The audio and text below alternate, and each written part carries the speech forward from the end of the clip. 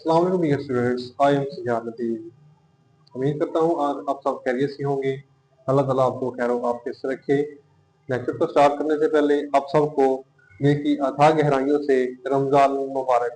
सब मुसलमानों को, जितने भी मेरे व्यूज हैं, देखने वाले हैं, उन सबको रमज़ान मुबारक। अल्लाह ताला आपका रमज़ान मुबारक जो है वो खैर आफियत से गुजारे और इस रमज़ान मुबारक का तुकद्दस करने की आपको हिम्मत दे और इसका एहतराम करने की आपको सलाहियत दे और इसके रमज़ान के रोज़े रखने की आपको कुव्वत दे। अल्लाह ताला हम सबका हामी नासर हो।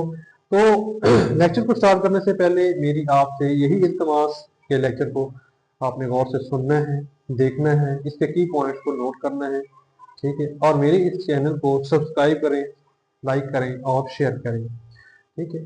तो पिछले लेक्चर में हमने कुछ टेंसेस किए, जिसमें प्रेजेंट टेंस किया, पास्ट टेंस किया, कल प्रेजेंट परफेक्ट टेंस किया।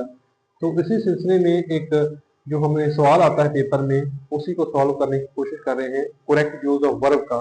तो उसके लिए हमें टेंसेस की जरूरत पड़ती है कि हमें टेंसेस आने चाहिए। उस सिलसिले में आज एक और टेंस हम करेंगे, future indefinite tense. Future future means कि आपका आने वाला वक्त जो है, ठीक है, उसके बारे में आपने को बात करनी होती है, उसको हमें देखना है, उसकी पहचान करनी है। फ्यूचर टेंस के बारे में हमने पढ़ना है आज, ठीक है। तो आइए बगैर किसी देर के अपने लेक्चर को स्टार्ट करते हैं कि फ्यूचर टेंस क्या होता है, उसको हम उर्दू में कैसे पहचानेंगे, उसकी इंग्लिश में फिक्रात को कैसे बनाएंगे, ठीक है। तो आइए देखते हैं। सबसे पहले हम देखते हैं future tense. Future indefinite tense, आने वाला वक्त होता है, ठीक है। अब पहचान इसकी मैंने दी हुई है इधर। पहचान देखने आप क्या होती है कि आने वाले जमाने में किसी भी काम का करना या होना उर्दू फिकरात के आखिर में गा, गे और गी आता है। मसलन अली किताब पढ़ेगा, ठीक है, मैं इम्तहान की तैयारी करूंगा, वो कार खरीदेंगे। ये अब तीन सेंटेंसेस मैंने लिखे हैं उर्दू के। इन तीनों में अगर आपने गौर किया होगा तो एक में गा आ रहा है, एक में गी आएगा, आएगी गा आया हुआ है, फिर गे आए, ठीक है।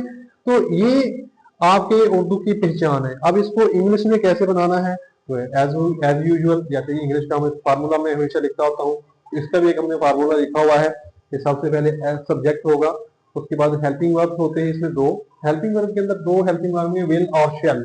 आजकल वैसे ज्यादातर विल का इस्तेमाल किया जा रहा है हर जगह पे स्पीकिंग के अंदर, तो लेकिन इसमें दो हेल्पिंग वर्ब यूज करते हैं, विल और शेल इस्तेमाल करते हैं, और उसके बाद वर्ब की फर्स्ट फॉर्म लगाते हैं, उसके बाद ऑब्जेक्ट लगा देते हैं, ठीक है।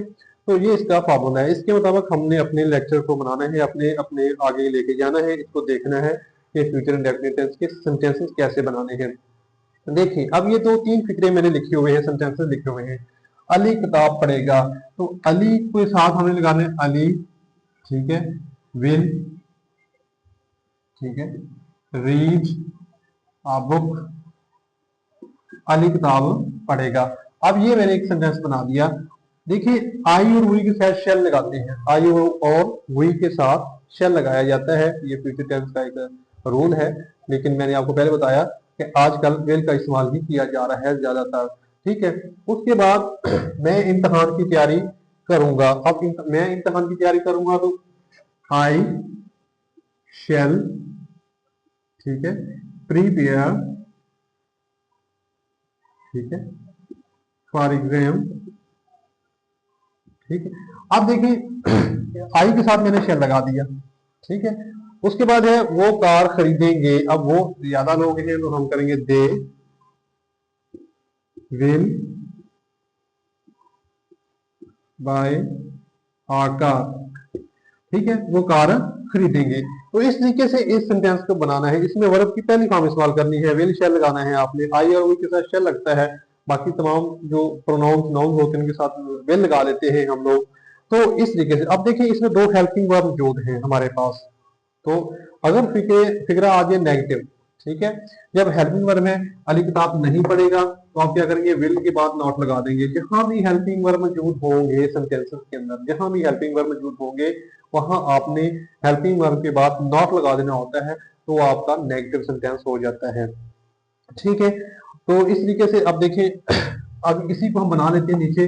अली किताब नहीं पढ़ेगा, तो मैं यहां लिख देता हूं, Ali will not read a book. Ali will not read a book. Ali किताब नहीं पढ़ेगा। मैं इम्तिहान की तैयारी नहीं करूंगा। I shall not prepare for exam. ठीक। अब ये नेगेटिव हो गए हमारे फिक्रे। वो कार नहीं खरीदेंगे। They will not buy a car. ठीक है। अब इस तरीके से इनको आपने नेगेटिव कर लेना होता है इन सेंटेंस को। बहुत इजी सेंटेंस है future indefinite tense. Future indefinite tense जो है वो उसमें आपने एक तो उर्दू में पहचान देखनी है कि उसके आखिर में उर्दू फिक्रात के आखिर में आगे की आता है। ठीक है। उसके बाद सब्जेक्ट के बाद आपने विल शैल लगाना है। विल शैल के बाद आपने वर्ब की फर्स्ट फॉर्म लगानी है। उसके बाद आपने ऑब्जेक्ट लगा देना है। सिंपल। तो ये बाकी तमाम जितने भी टेंस हमने किए उन सबसे ज्यादा इजी है। देखिए प्रेजेंट डेफिनिट टेंस और past indefinite tense. Past indefinite tense वो थोड़े से डिफिकल्ट हैं, थोड़े से मुश्किल हैं, क्योंकि उनमें आपको हेल्पिंग वर्ब अपने पास से लगाने पड़ते हैं। जैसे प्रेजेंट में डू डज लगाना पड़ता है, पास्ट में डिड लगाना पड़ता है। तो इसमें ऑलरेडी आपको हेल्पिंग वर्ब दिए होते हैं।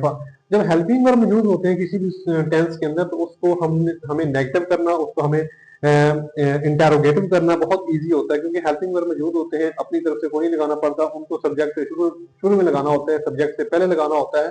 तो वो इजीली हमारा इंटेरोगेटिव भी हो जाते हैं हमारे हमारे से, और बड़े नेगेटिव भी हो जाते हैं। ठीक है। तो इस लिहाज से आपने ये टेंस करना है फ्यूचर इंडेफिनिट टेंस। 10 नंबर का आपको क्वेश्चन आना है पेपर के अंदर। 10 नंबर का करेक्ट यूज ऑफ वर्ब का वो आपको मल्टीपल ऑप्शन में भी दे सकते हैं।